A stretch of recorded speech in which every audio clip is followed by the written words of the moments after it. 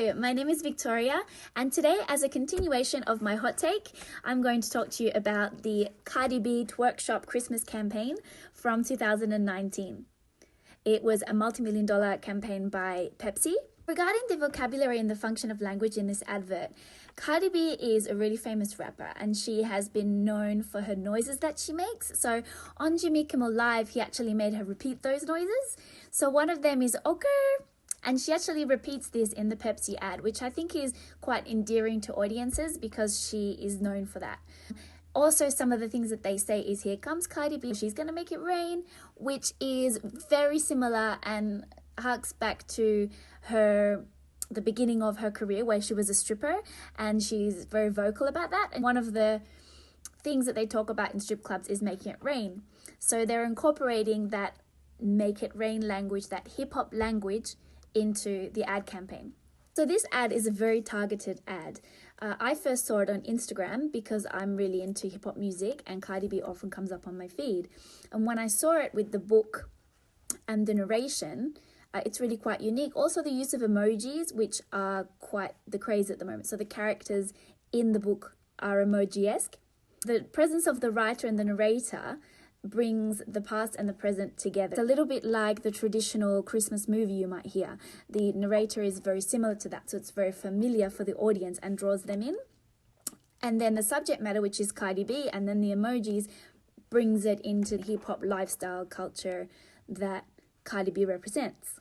The spatial organization of the text and images in this ad are very clever because it starts off as a cartoon book which is being read as though it's a Christmas carol, and then it turns into real life Cardi B in Santa's factory talking about Pepsi, and then she ends up riding away in a flying Rolls Royce. So it's very appealing to the eye. You have a lot of colors. There's Cardi B in a silver wig. She has this shiny nails that and Christmas type of colors as well, going with the blue of the Pepsi. She has a blue outfit on, and then she's got a bejeweled Pepsi can, which then goes into the factory, which again is in line with the nails that she's famous for. All of the images we see are very appealing. You can't help but to be drawn into this Santa's factory. There's actually a comment underneath the ad, and it says, "I'm not a fan of Cardi B, but this ad was lit." The location and context is really key in this ad. So here we have Cardi B in Santa's factory at Christmas time printing money. So it's a time when people are worried about spending, about buying gifts for their loved ones. And here comes Cardi B making it rain in the words of the song that go with the ad.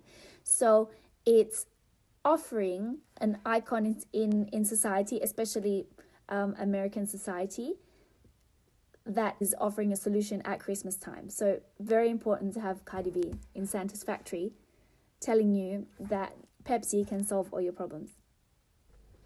This ad to date has almost 40,000 views on YouTube, about 934 likes, lots of positive comments.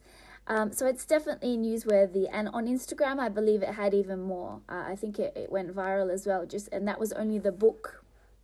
Just the book, not even when Cardi B appears in the ad, and it was televised. It has a very persuasive discourse about if you drink Pepsi, maybe you'll win money and maybe you'll become rich like Cardi B and fly off in a Rolls Royce. It's very strategic and communicative with its way of using language, so it uses languages that people relate to, especially its target.